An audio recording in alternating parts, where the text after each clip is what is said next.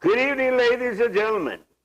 Another wonderful recipe, another wonderful show by Angelo. Easy cookie for busy people. And we introduce you again, my dear friend, Angelo Hajibotis, the greatest in here. Hi, Angelo. Angelo, welcome again. So nice to have you back. Yeah. Pleasure to have you back. Yes, sir. You're good to be back. I didn't realize, you're such a, hey, let's open up another restaurant. Yeah. No, another one. Come over, Andrew. I need a partner. You two, three members. We'll sit down and talk about you better believe it. Sure. We're going to do that. Sure. Right away, ladies and gentlemen, Angelo's got another beautiful couple of recipes today. Oh, last week you did the Chinese because it was Chinese New Year's. Now there's Italian festival coming up. So he's doing an Italian dish. So we're going to honor the Italians this week. We're going to, God bless them. Allora, come sta? Tutto bene? Bellissimo. La festa questa. Very good. Oh, parla poco italiano, sì. Bello mio. Okay, you go ahead, take it over. You're the boss, you're the chef. I'm just a helper here. Okay, this time we're going to cook two Italian dishes. One is, it's a specialty of a restaurant up in Harlem in New York, a restaurant called Rao's. Oh. It's in a dangerous area. You'd never want to walk up there. I used to live in New York. I know very well. But it's a restaurant that's patronized by the who's who of New York. Singers, Vic Damone was there, and Mariah Carey. Senators go there, congressmen. Anyone who's anyone. They're hiding. They're going to hide. Well, I don't know how they get there or get out, but they go there, and it's a place where it's all these very powerful, influential people. And I guess the name again? Rao, R-A-O. Rao. Yeah, you need, and if you're not known by them, it takes you 6 months to get a reservation. Are the Italian blacks around the place, or? I'm not sure. I'm not sure, Angelo. But anyway, this is one of their specialties. It's a rather simple dish, but it's really satisfying. It has some sausages, Italian sausages, and they're cooked very briefly with some garlic. And then there's something called rabe, which you see as Chinese broccoli or Italian broccoli, and it has a little bitter taste to it. Delicious. Yeah, oh, it's fantastic. And then these things are cooked, and then they're tossed with pasta. Simple dish. It's something that you can whip together in 10 minutes. 15 if you're slow. Easy cooking for busy people. There we are. But it's a great dish. It's nutritional. And it's fantastic. And if you don't want to use sausage, you could chop up chicken, substitute chicken for it. It's not authentic then, but it's very, very good. Yeah. And if you do the chicken like we did last week, where you don't overcook it and it becomes very, very succulent, you get chicken to where it tastes almost like a scallop. So remember to marinate it a little bit if you're using it, and just to cook it quickly but thoroughly. Okay? So let's get started. You're the boss. All right, we'll start with a hot pan. Okay. We'll add a little bit of, well, maybe I should have chopped up some garlic cloves first. So if you can take... You notice we have some virgin olive oil here. Extra virgin, yeah. Oh, martinis, cholesterol, sodium, first cold pressed extra virgin. That is fantastic olive oil. Right of Greece. Yes, yes. Oh, so we got a little Greek and Italian here today. Right. Mix. So... Nice olive oil. Right away, ladies and gentlemen, that olive oil, when you come to the Angelo's restaurant on Corner and the Alameda Raceway, when Angelo cut the garlic, this is on the table, every table. You notice somebody asked me, how come you have enough bottles of olive oil?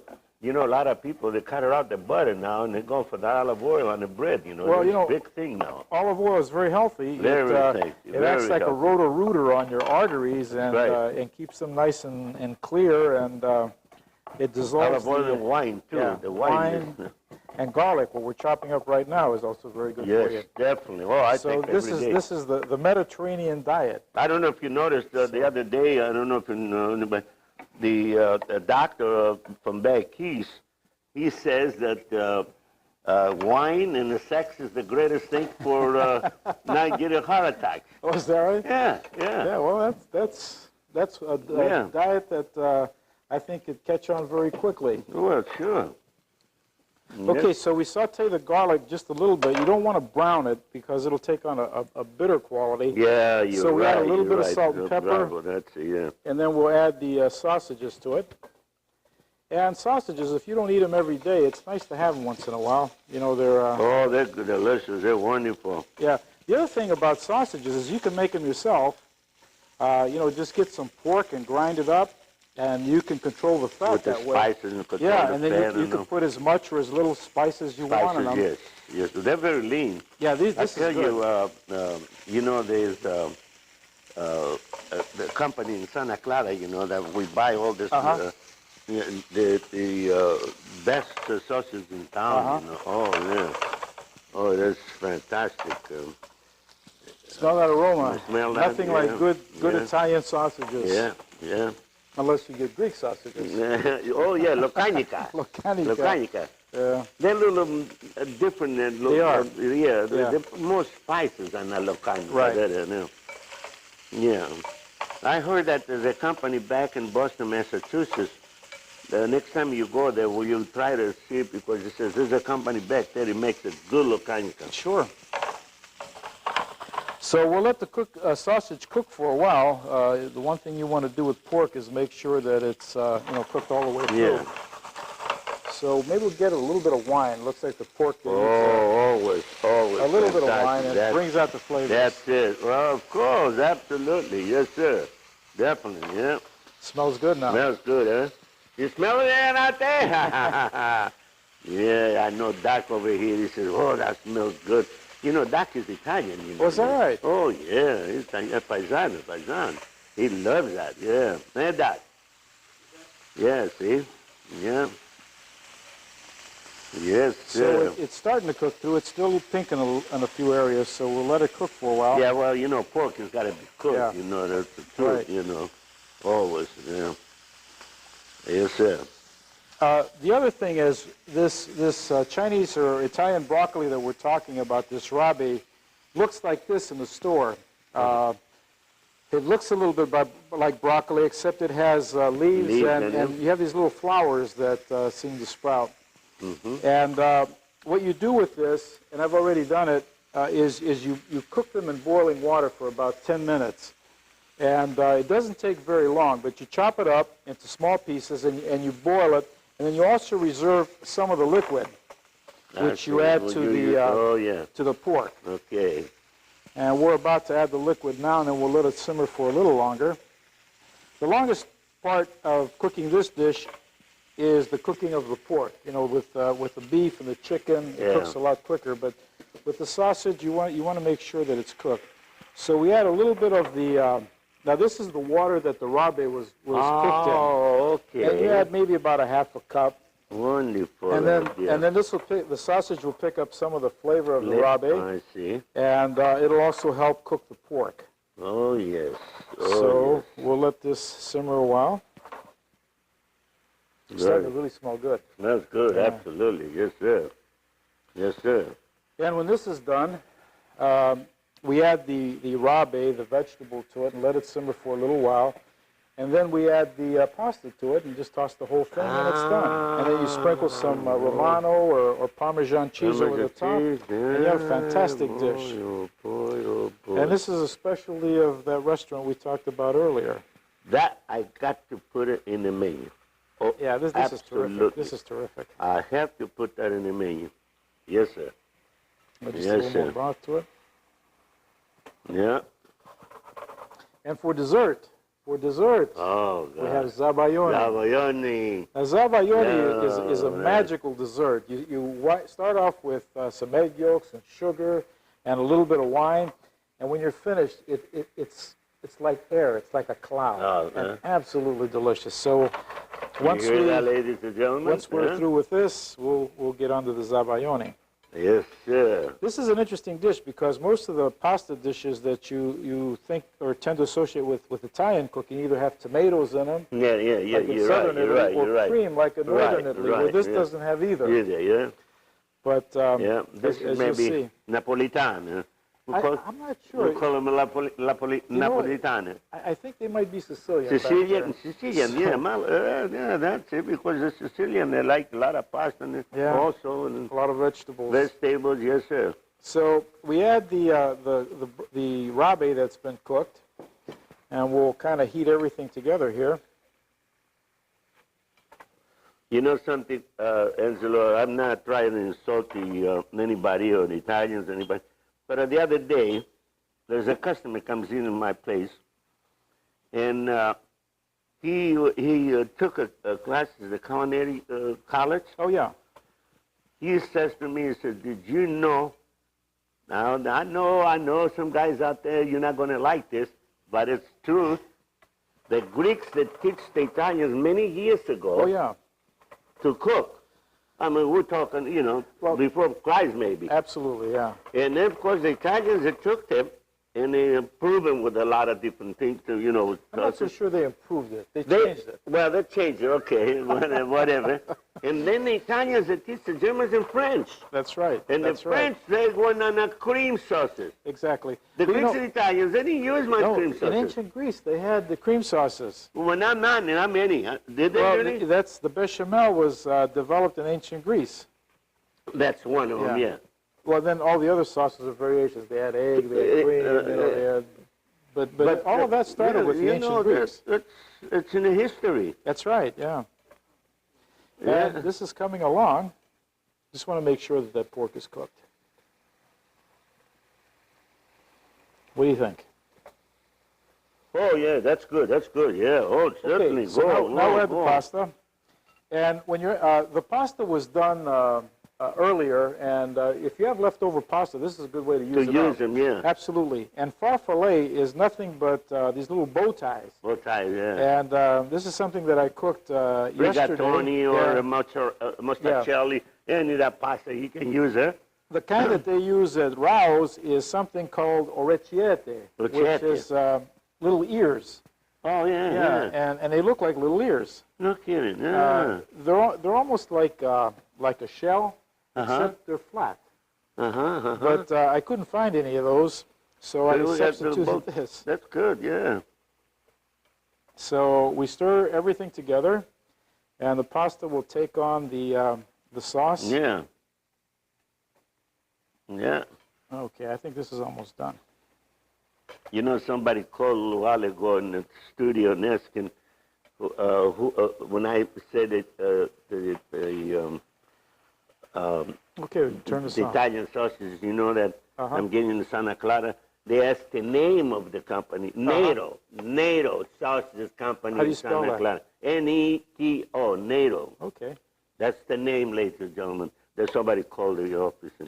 Okay, we need a little bit of cheese. Oh, absolutely. The cheese right there. What is the cheese? I give it to We you. lost it. Right there. Here we go.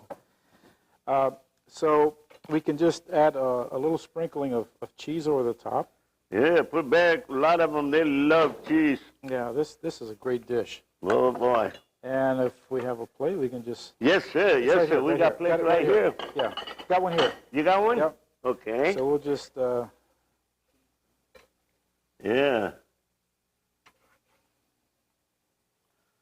Oh, that looks good. Oh, this looks is good enough to terrific. eat it. See? This is terrific. Yes, sir. You're the greatest.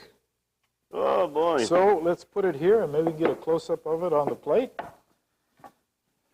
It's you know, another plate to put the rest of them in there, so the boys are going to have a nice...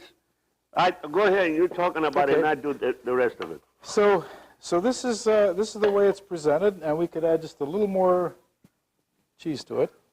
Here we go. And it's all right to use your fingers, as long as they're impeccably clean. Well, of course, that's what Daddy gave us, the fingers. You know something? Every time I do that, they want to know. Doc says, did you wash your hand? Of course I wash my hands. Okay, and there it is. This is the finished product. And if you want, you can sprinkle some hot pepper flakes on it, but I rather like it just the way it is. Yes, sir. Okay. That's it. Now you got That's it. Oh, we got a few minutes left. We got the dessert to make. The dessert. So Yes, sir. let's get started with that. Okay. We can get this Okay, out of the way. graduated. Maybe Gussie can have a dinner. Okay, this one's rather easy, but it takes a little bit of time to cook. So let me get started. Yes, sir. What we want to do is just get the egg yolks, and this happens once in a while. So,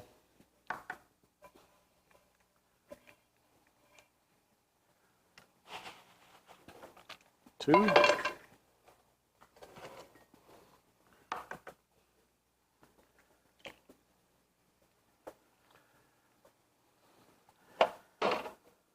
3. I clean your stove, so Very you good. have a nice clean stove for the for your dessert. And 4. Okay, so here's the way I measure this one, Ange. This is my own You version throw of them out doing it. there. You take half the egg yolk, and then you put a half yolk of sugar for every egg yolk that you're using. So we have 4, You see that, ladies and gentlemen, huh? 3, Oh, how nice. and 4. Okay? And then Beautiful. we also do the wine. Can you open the wine Oh, for me? sure, absolutely. Oh, sure. And we There do you do are. the same thing with the wine. Okay, wonderful. Okay, so we go 1, Wonderful. 2, Wonderful.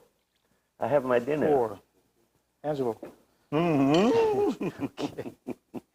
Okay, Okay. if you can start the stove. Okay.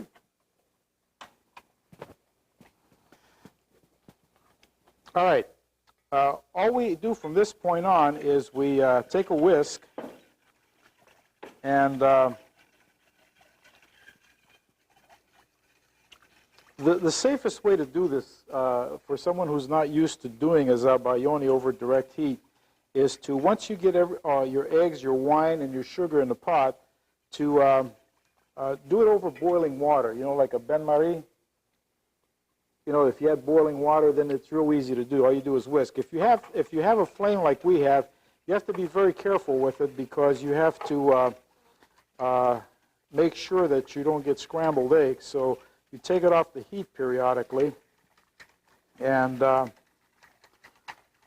just keep it going. So this is going to take a while. It's going to take about 4 minutes, but it's really a great dessert. When it's finished, you can have it warm, and it's usually served in a wine glass. Do we have a wine glass by any chance? I will use this one. Okay. It's very elegant. Or if you want to, you can, after it's done, you can keep stirring it until it's cold, and then once it's cold, you can serve it over berries in a wine glass. Put berries on the bottom like strawberries, blueberries, raspberries, and the like, and you can serve it that way. So while I'm doing this, if you'd like to get Gus up and talk about his project, I'll holler when it's finished. Oh, that's a good idea. And then have It's gonna Gus take a taste few that minutes. taste his food. Sure, Gus. You're welcome, Gus. Hi, good to be back here again. Nice to have you back. Thank you for coming last week, and thank you for coming this week too, Gus. Now we got a recipe here. First of all, you're a connoisseur. We want you to taste it. Make sure that it's Make sure it's good. passable. Yeah, it looks beautiful. Okay. Okay, I think we're just about done. See the consistency? Thank you very much, Gus. Thank you for the kind. Go ahead and taste that fruit and see what good Brother Angelo did. Can you Go ahead, remove, let's see if we can get this out of the way. Oh, okay. I get it. I get Made it. a little Sure. bit of a mess. Sure.